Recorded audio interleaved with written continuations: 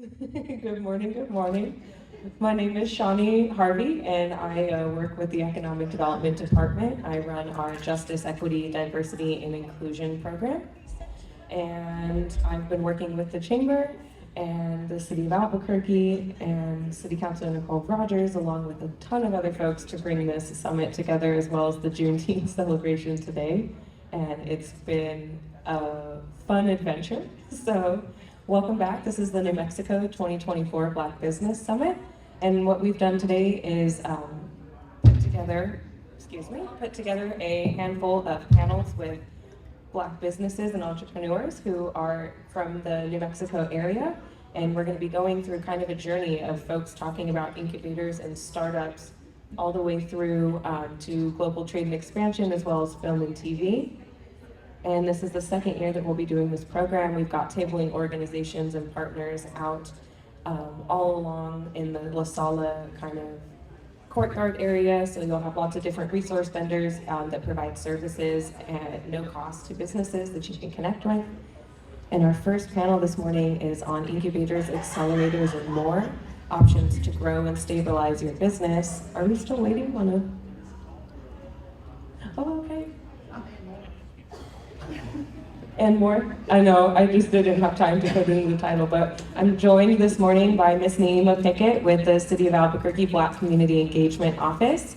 She will be facilitating the panel with Ms. Cheryl Coleman and Mr. Jordan Tate. And we're going to be talking about incubators and accelerators, commissary kitchens, commercial kitchens, and how these kinds of structures can help businesses get started and also grow and expand to be able to sell their products and services to a wider market. So without further ado, if you want to join us on the stage, we're going to be getting started, and the email, I'll hand it off to you. Good, lovely morning, Albuquerque, New Mexico. Happy Juneteenth. This is an extraordinary time of year, and I always like to give a greeting, Sawubona, which is the Zulu greeting, which means I see you. And that seeing is not just how we show up phenotypically, but that's deep looking into the souls, into the heart of our community, and the village, or the response from the people, would always be Yebo Sawubona. And so I greet you this morning with Sawubona, and carry that spirit with you throughout this day. Take the time to actually engage folks and take a deeper step into, we say networking in business, but take a moment to really hear other stories and capture those narratives as your own. It will be inspiration and fuel for you in your future. My name, Naima Kamaria Hanifa Pickett, which is Swahili and Arabic. It means born during prosperous times like the moon, a true believer. And so why is it important in naming a thing? Because that was something that was stripped away from our heritage when we came through the Middle Passage and arrived on this land. And today is Emancipation and Liberation Day. I would love to quote Dr. Grandmother Opal Lee and what she said here in Santa Fe for her first trip at 97 to New Mexico, was to make absolutely sure that I tell the people that July the 4th, it liberated the land, but Juneteenth, it liberated the people.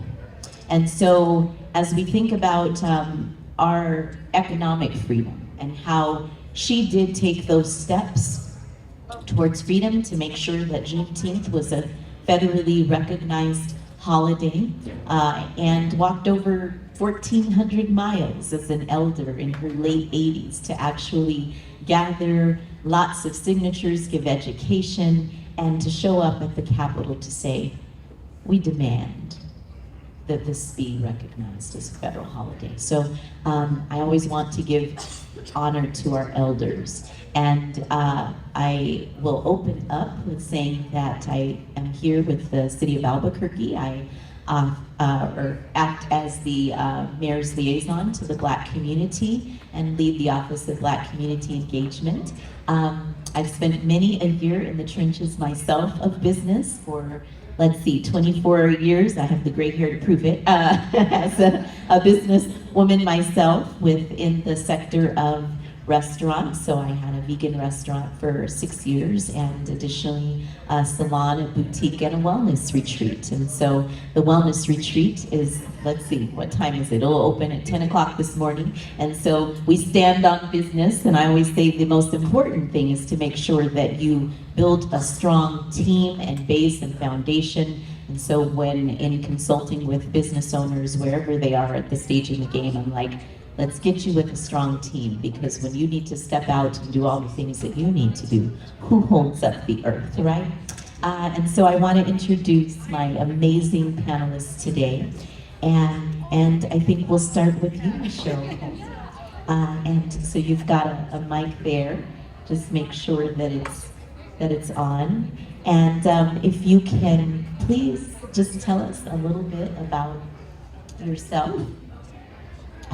We've got a helper. Thank you so much. Yourself, your why, because I think why is important. And a lot of times people, they just see the end result, but they don't understand the depth of what, inspired your vision.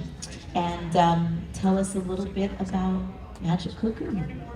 Okay, good morning. Can you hear me okay? Can you hear me okay? Closer? Closer? Okay. Good morning.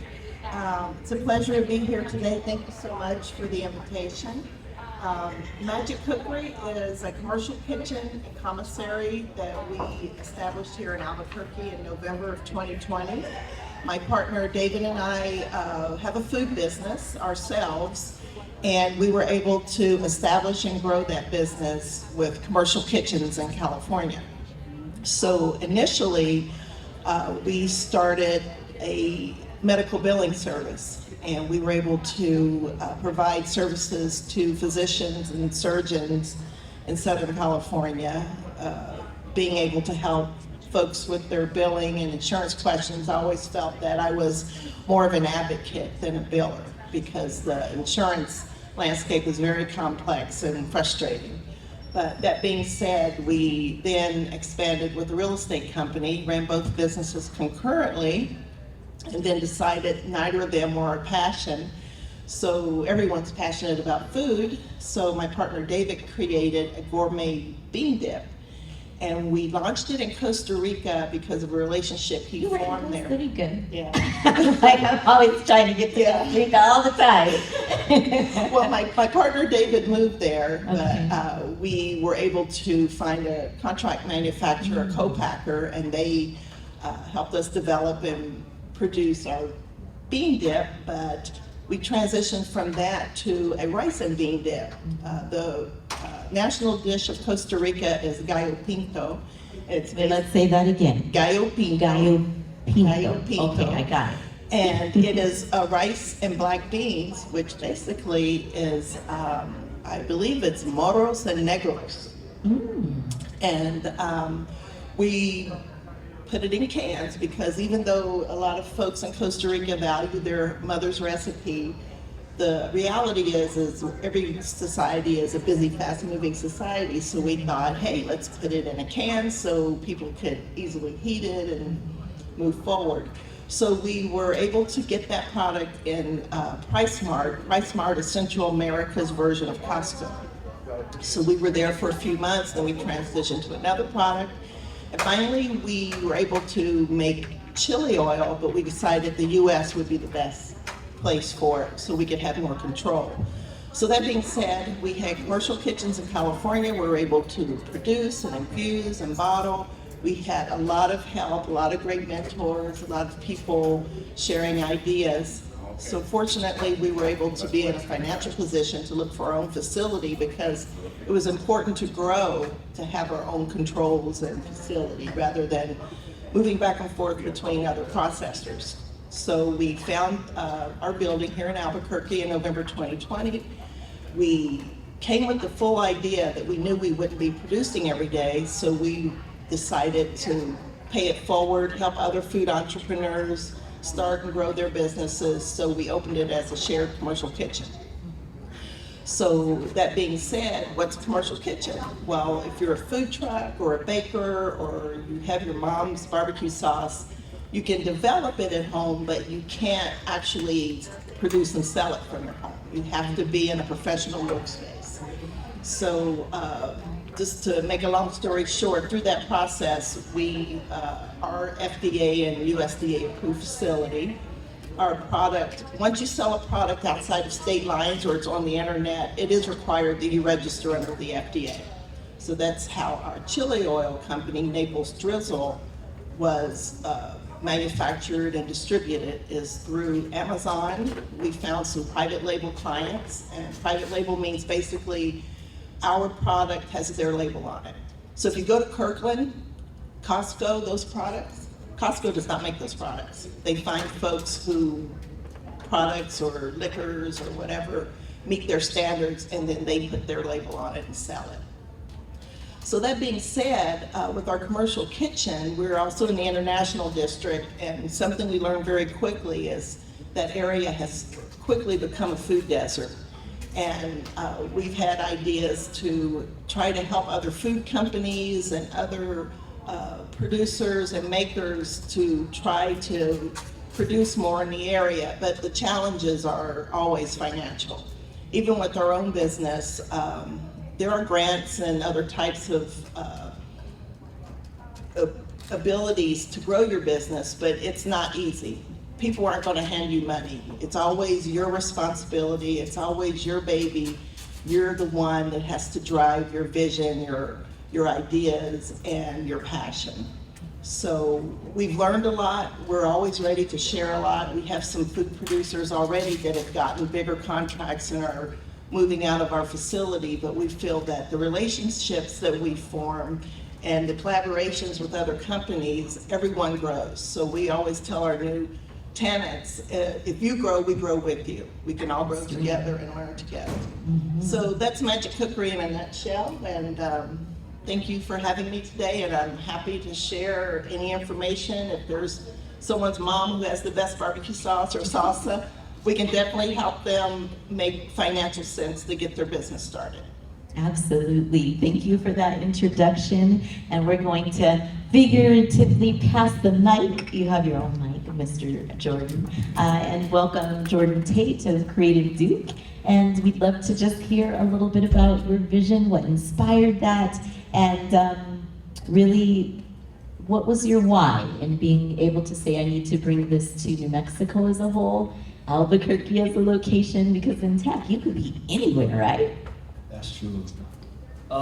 So I think my why starts off behind who I am to my core, which is an artist. And like pretty much my thought process growing up is like I thought about routes and what I enjoy doing. Art being number one. I'm a hooper, so I can break your ankles. Not gonna lie. Oh, watch out. We don't want to test you on Civic Plaza, right? We do have and I enjoy music a lot. So as I continued in my existence, I kind of just like experienced life and let things fall into the places that they're supposed to. And I ended up pursuing art in a way that made sense to me as a professional career, and that was through graphic design. So I ended up pursuing that. I went to school at Colorado State University, so I was in Fort Collins for a while. I graduated from there with a BFA in graphic design, and then as soon as I graduated, I worked at iHeartMedia, and that was a very interesting experience because you know I was in the professional world with an art focus, but I didn't really feel like an artist, and I kind of had to navigate and figure out where my passions were. And another thing that I've always known is I enjoy making my own decisions and being an entrepreneur. I feel like that's just part of who I am. So it made sense for me to try to combine my skill sets in art, design, web development, and kind of try to do my own thing. And that's what I ended up doing. So why Albuquerque? Why New Mexico? I grew up here. And I feel like being away, I grew a huge appreciation for this place after being away. So coming back, I enjoyed it. My family's here now. It's cheaper than Colorado. You know? And you know, this is just the place that I ended up at and that I'm supposed to be in at the moment. So I'm grateful for that. And so you started out in what year? Okay, so I started out, so everything was incorporated in 2018, but it was a side hustle. So I was out here working full time, but I also did my thing on the side. So when I first came out here, I was working for Albuquerque the magazine. So I worked there for a while. Then I ended up transitioning to the startup, which was Electric Playhouse, and was designing for them. And that was crazy because there's it was a startup, so you pretty much get thrown in and you got to do multiple things. So I feel like going through that fire really developed me as a multimedia designer, because I had to do everything. I had to learn on the fly, and I had to do a good job at the same time. So I feel like that experience really molded me into the skill set that I have now, which I'm grateful for. But when the pandemic hit in 2020, I got furloughed, and that's when I took the time to really start doing things full time, and I've been doing it ever since then. Okay, so this is full time. And from your perspective, at what moment did you find that it would be invaluable for you to say, I take this from being what you said was a side hustle to now this will be my full-time responsibility, and what pieces helped you to put together the insight to say, now I can actually structure that and take the next developmental step? I feel like it's always been part of the plan because I always wanted to do my own thing full time, but it was more so the opportunity with the pandemic. Like it was an unfortunate time. There's a lot of stuff we had to go through, but at the same time I saw opportunity because everything kind of just stopped. And it's like, this society is very fast, it doesn't stop. So I was like, okay, like, what are we doing? We could think, you know what I mean? So taking advantage of that time was critical, and I recognized that. So that's when I really was like, okay, this is the moment. Let me do everything in my power to try to, you know, create a solid foundation to potentially make this a full-time thing, and see how it goes. And that's what the moment was, the defining moment. Okay, now we're going to hop back to something that you mentioned, Ms. Coleman, which was the importance of mentorship. And you've had some key mentors that were available to you along the way, and I'm sure that you can even reach to now. And now that you are actually in that role with being a business incubator yourself, what are some of the keys that you would say? And, you know, folks sometimes they lack the confidence in being able to go out and say, you know, hey, I really need some support here. Would you consider mentoring me? And what you should have in place when you go to make that ask of someone. Well, currently what I find as far as mentorship guidance is basically with the food companies that come to us. I'll find a lot of times people will buy a food truck and they think, okay, now I'm going to make a lot of money. Right. But they haven't navigated the real complexities of starting a business. It's not how great your tacos are, it's forming your LLC, what the responsibilities are. But for is food it? safety. It's really not just how good your tacos are. Yeah, it's not. Because I'm telling you, there were some folks trying to get in Juneteenth and they were like, I make the best everything at my house and I want to be out here. And it's like, there's some steps. Yeah. And because you build it, they will not come. Mm-hmm. You have to drive the customer base to you. You have to understand your market. And there are a zillion food trucks in Albuquerque. Everybody bakes cookies. Everyone makes salsa. And the bottom line is, what is your passion? So a lot of folks have come to us and they get completely derailed because they think the onboarding process is difficult. When I just tell them, take baby steps, one thing at a time.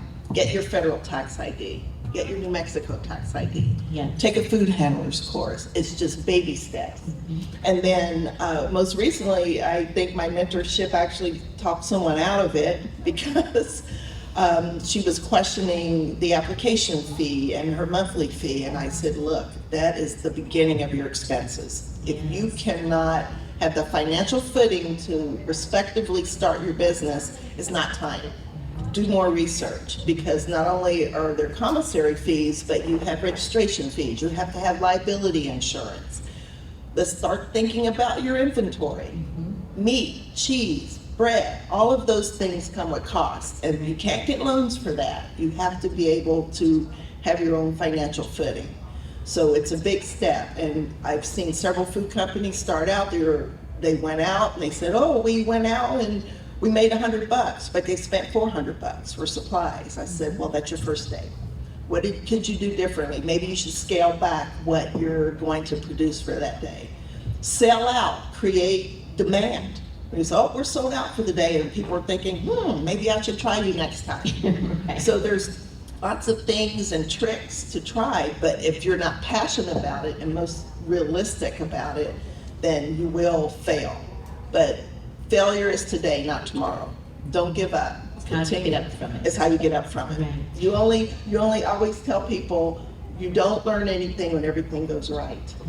It's when things go wrong and how you pull out of it. And I heard that from other people and maybe read it online, I don't know, but it's true.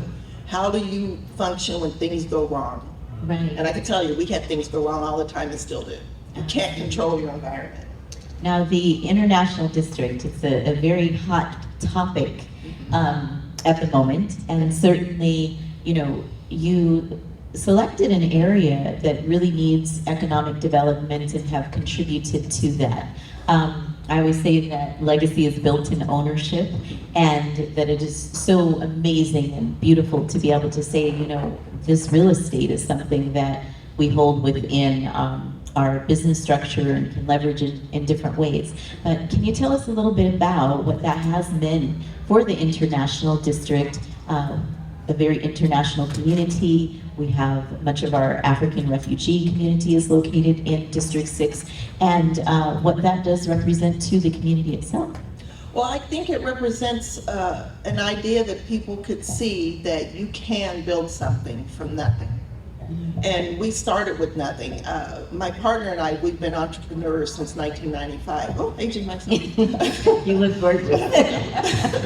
But it was, we had to hold each other up, because many times you walk into something thinking it's great. As a matter of fact, our chili oil business, we thought, oh, we got this famous pizza chef and people are going to see him and come to us, and it just didn't work like that.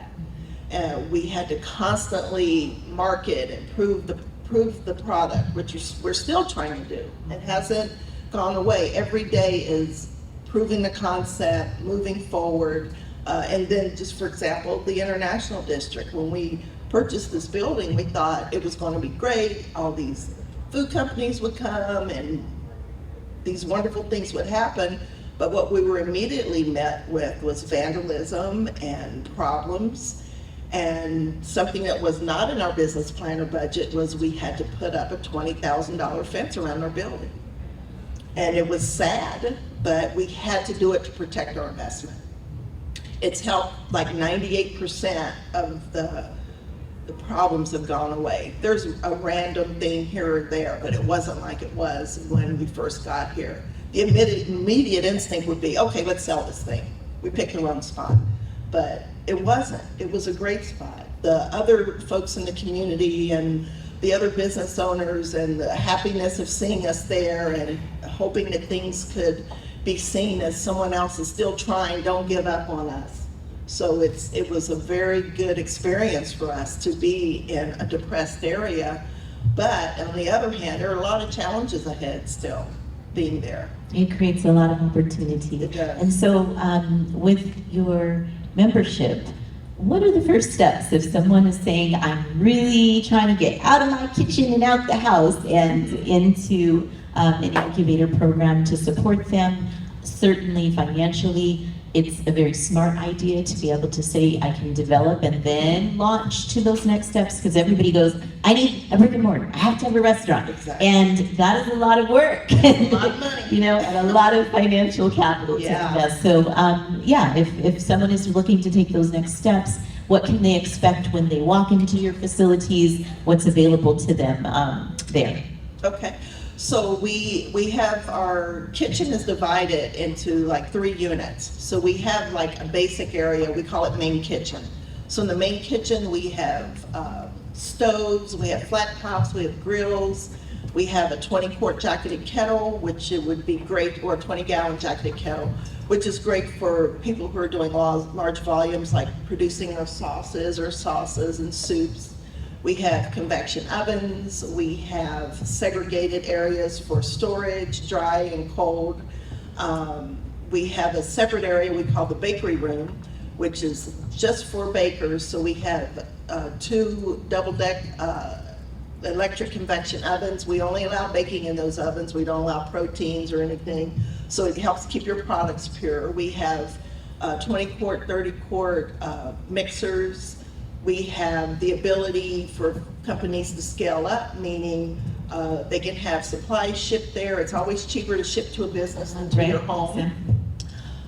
We, as Naples Drizzle, our company, we ship everything out on pallets. So our facility, fortunately, the way it is structured, we're able to have 53-foot tractor trailers come through.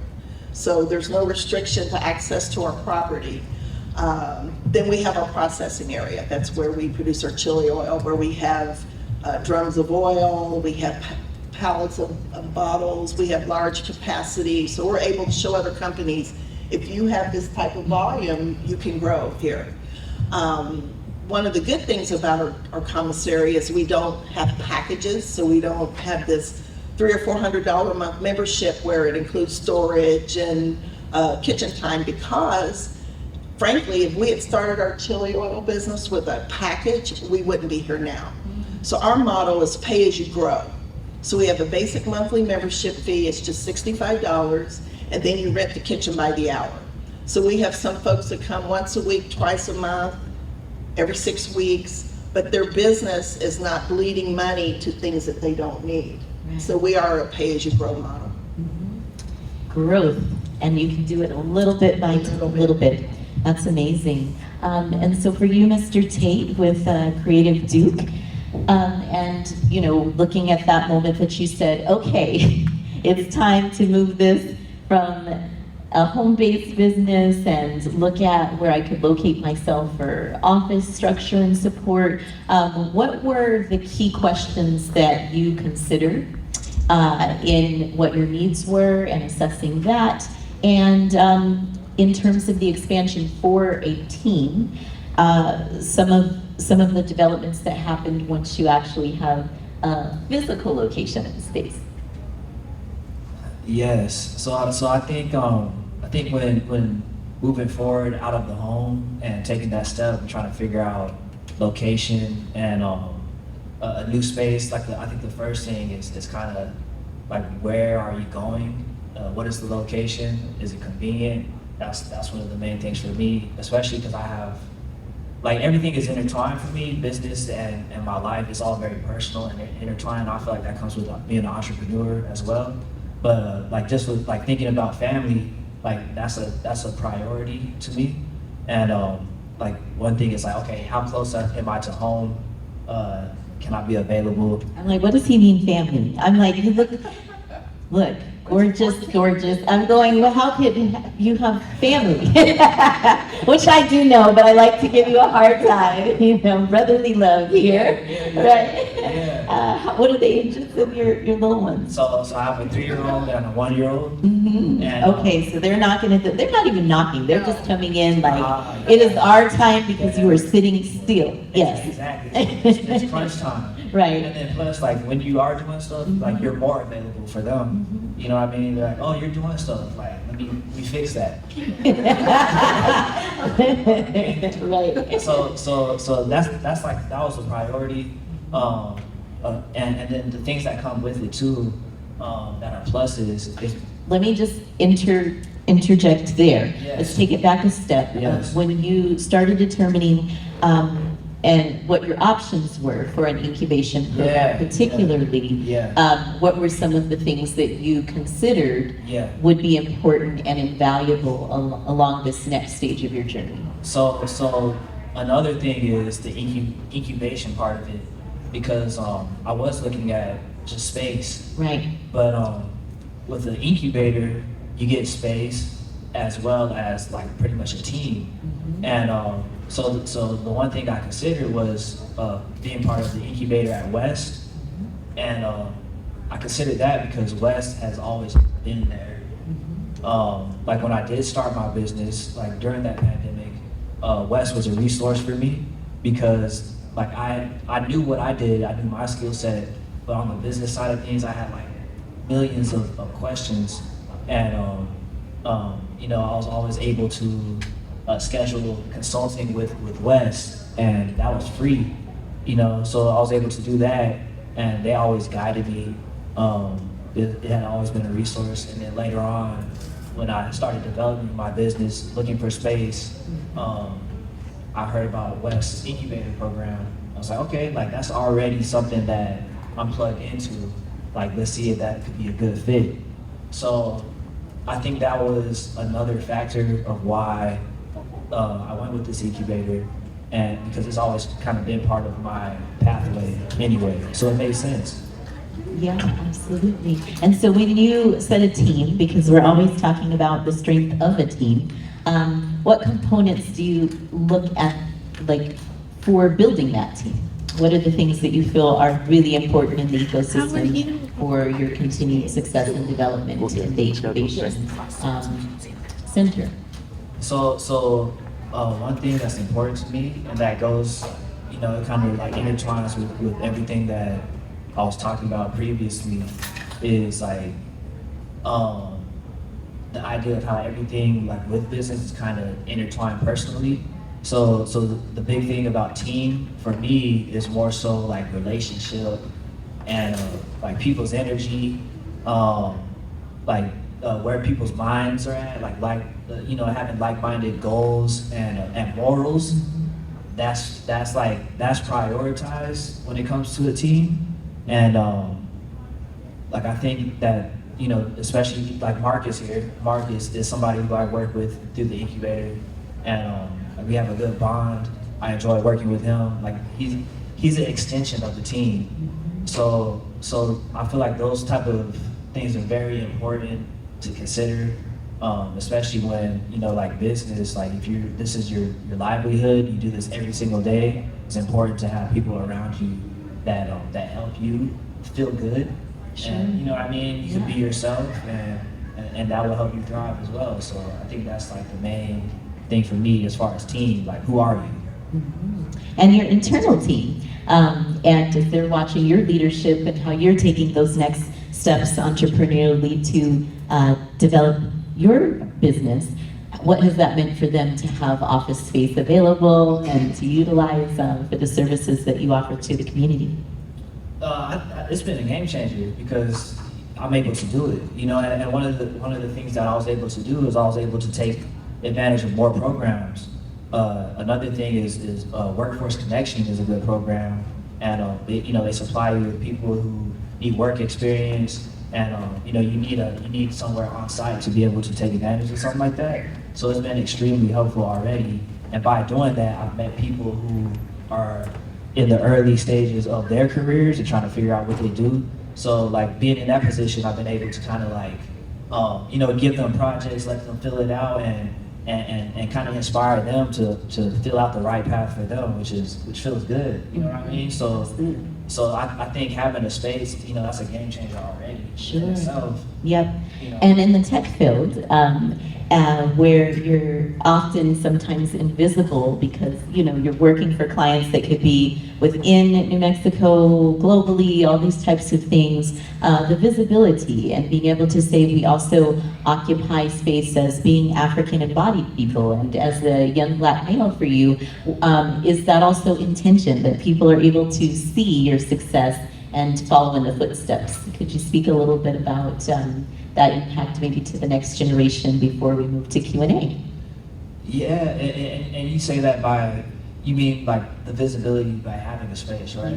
Yeah. So I think it does bring a lot of visibility. You're able to especially with your clients. I think like having a relationship with your clients and having a space to where you're able to meet up rather than trying to find the next coffee shop or, you know what I mean? Like I feel like that's All the tables at Starbucks, they're taking, we don't go to Starbucks anymore. we're not We're at Castle Rock, we're at Curious Toast, right? Yeah, we're more local. Local. Yeah, we're more local. Up in here. Yeah, so I feel like, you know, it gives you more flexibility too. Yes, You know what I absolutely. mean? And the visibility part is a plus, you know, like, and I've had to like be comfortable with that because I'm a shadow person. I don't like, you know what I mean? I don't like being out here. We're really glad you showed up today. But you know, like over time, I get more and more comfortable. Yeah. And as an entrepreneur, you have to make yourself. You know what I mean? So I'm getting better and better. But if it was up to me, I'd be under, you know, I'd be in the basement. But I gotta do what I gotta do. You know what I mean? So it is what it is. Beautifully said.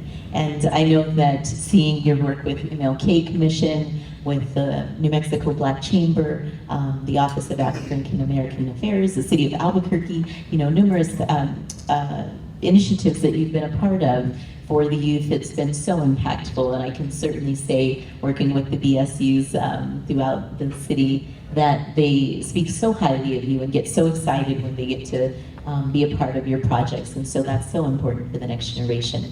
We are going to open it up to Q&A because I know you've been sitting all morning, like you can wiggle about now, and Ms. Harvey has a microphone to be able to amplify your voice. And so we want to make sure that you're able to ask some good questions here in the last wrap up of this time. So does anyone have a burning heart's desire question? Stand to the floor and the microphone will arrive. All of you 9 a.m. passionate people who got here on time. Love it. To the folks who came for the morning panel. Yes, thank so you. much. Appreciate you. We do indeed. So do we have any questions from our lovely studio audience? I do. Sure. Oh, perfect. Let me come to you. I'm Yep. just going to turn this up a little bit. Just so we can make sure it's, Yeah. Is that better? There we go. yeah. Oh, no. Well, we can do a professional. Oh, yes, Take a- yes, yes. If you could just Wanna state hear your you. name or your business or anything that you're comfortable sharing.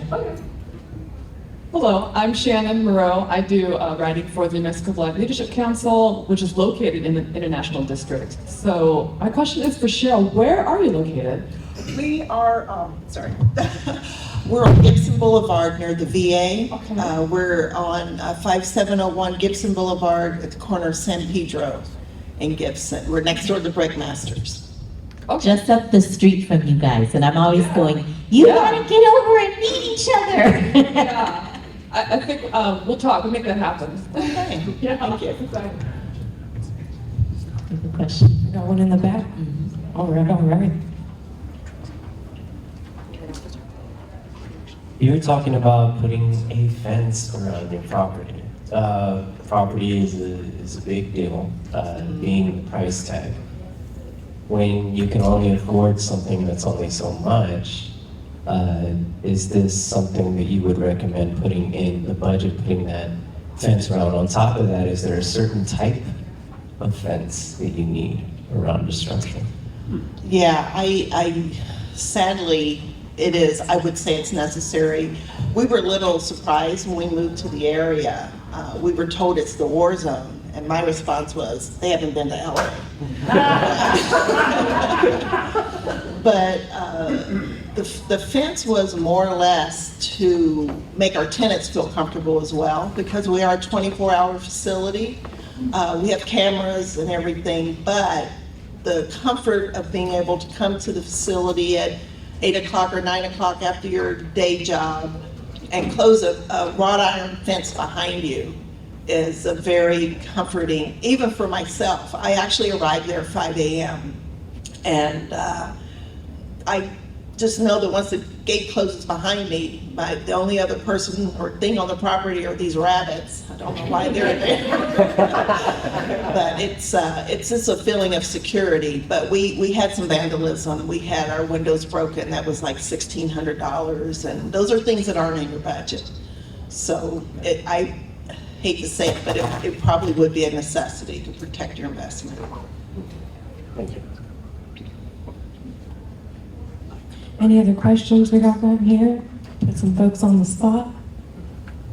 Well, I have a question, and Naima may have already covered this already, but I think, what do you think one of the biggest kind of rewards of doing that work and being able to step into that space of being a leader for our community and having a business and being an entrepreneur and kind of showing people that it's possible for them? What do you think is one of the most rewarding things about that? Oh, okay. I'm going. Okay. Going, I'm ready. I came out for this. Okay, Go yeah. right. Yeah. For me, I think like the one thing that I'm very passionate about it, but like it feels good to be able to share information, especially specifically with Black people, because there's things available, and I feel like it's hard for us to navigate certain information. There's a lot of information that's gatekept too. Specifically for me, as a creative entrepreneur, there's so many ways to monetize your craft as a creative, whether you're a photographer, whether you draw pictures, whatever you do, there's ways to do that. And I think being in like a leadership role it is important to share this type of information and the stuff that you learn along your pathway, because it's very valuable, and it can spark somebody's passion. Because I know now, it's like, especially during these times in the society, it's really easy to feel discouraged, especially financially.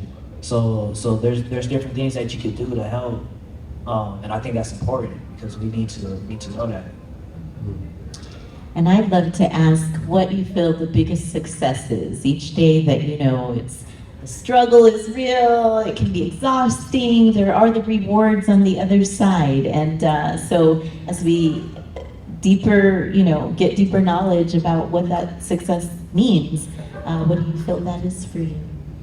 Well, interestingly enough, yesterday my partner actually went there. It is very stressful. The financial side of running a brick and mortar is beyond comprehension. So the daily stresses become your at-home stresses as well. But what he realized yesterday was he thought, you know what? I just stepped away from the desk and the grind and interacted with some of the tenants. And it's not like it was the first time he'd done it, but he just realized, wait a minute, I'm the owner. I decide my schedule. I decide my time. And I think as an entrepreneur, you can give yourself permission to just step back and take a break.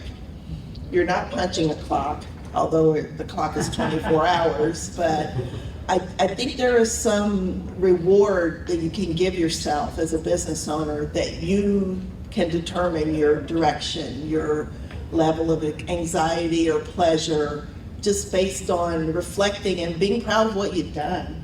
It's not magic, it doesn't happen overnight, and the struggle is real every day, but there are a lot of rewards in it too.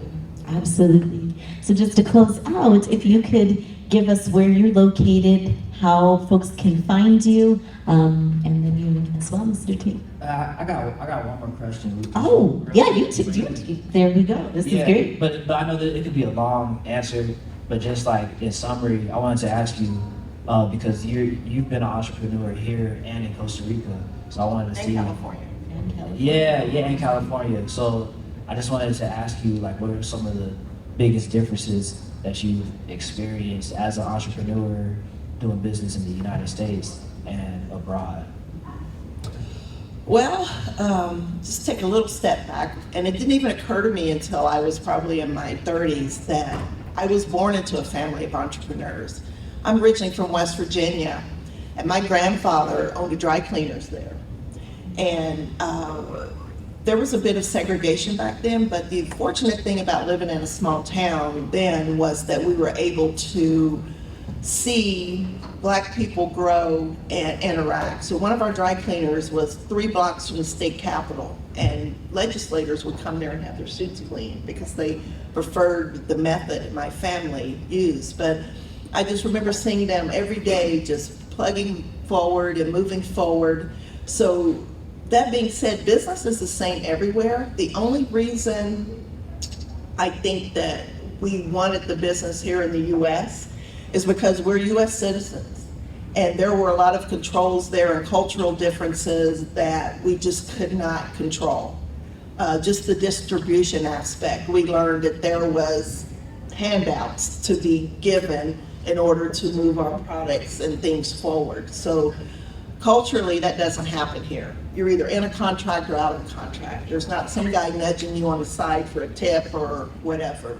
So that being said, I'm not sure that there are any advantages or disadvantages. At the end of the day, you have to make the best decision for your business, how you want to grow and run it. That was a marvelous question. Next time, we're going to bump you up to being the moderator for the panel because, you know, we're pushing Mr. Tate forward. It's always an honor to be in your presence, and I appreciate both of you for being here today with all of us. Stick around, everybody, for the rest of this day because a lot of the information that you'd like to learn about expanding global is going to be discussed in some the panels later today with our speakers.